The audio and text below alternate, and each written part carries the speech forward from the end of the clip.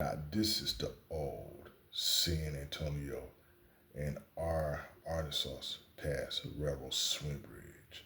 It's built in 1896. Now this bridge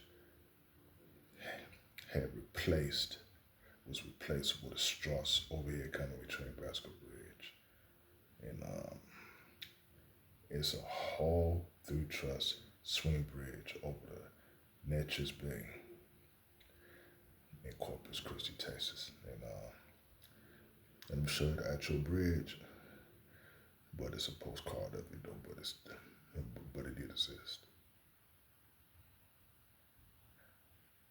Now there you go. Now that's a postcard of the actual bridge, and the train is about to go over this bridge, this old swing bridge, and so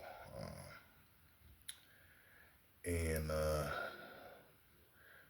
and it swings for both the ships, and it swings back, and now this bridge was replaced with a Strauss Bascule Bridge. So